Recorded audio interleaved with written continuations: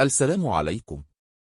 أرجى الاشتراك في القناة وتفعيل زر الجرس ليصلكم كل ما هو جديد عن الملاعب الجزائرية. مشاهدي الأفاضل، أيها السادة والسيدات، جمهورنا الرياضي الكريم، السلام عليكم ورحمة الله تعالى وبركاته. هذه تحفة ملعب الشهيد داودي سليمان المعروف باسم حملاوي. تحفة ولا أروع، أخذت رونقها وجمالها بعد التهيئة التي تمت على ملعب الشهيد حملاوي هنا بقسنطينة، تحسبا للشان المقبلة التي ستنطلق ببلادنا بداية من 13 جونفي إلى غاية 4 فبراير 2023. تحفة ولا أروع مثل ما تلاحظون في هذه الصور الجميلة التي نلتقطها لكم من سطح الملعب. الأشغال وصلت إلى نهايتها ولم تبقى إلا رتوشات قليلة قبل أقل من شهر عن موعد الشان.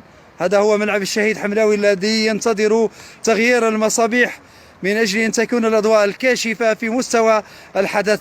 ملعب أخذ هذه الألوان الجميلة في المدرجات بفضل الكراسي التي تم تنصيبها على امتداد المدرجات، سواء المغطاة أو غير المغطاة، غرف الصحفيين وكذلك اللاعبين وغيرها من المرافق التابعة لملعب الشهيد حملاوي. أخذت الجديد نصيبها من التهيئة بشكل الذي يجعلها في مستوى الحدث القاري، خاصة وبلادنا تستعد لاحتضان أو تقدمت بملف لاحتضان الكان في 2025.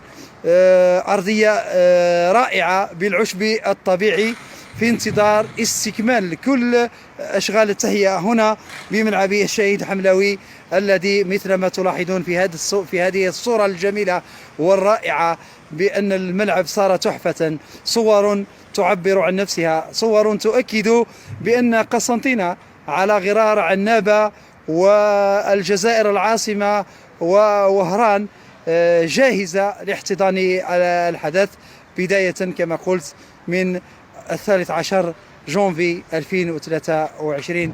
صور جميلة، صور نلتقطها لكم من أعلى ومن سطح ملعب الشهيد حملاوي.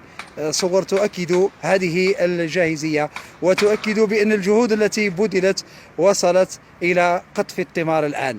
فبالتوفيق للجميع، وقسنطينة جاهزة للشان المقبلة.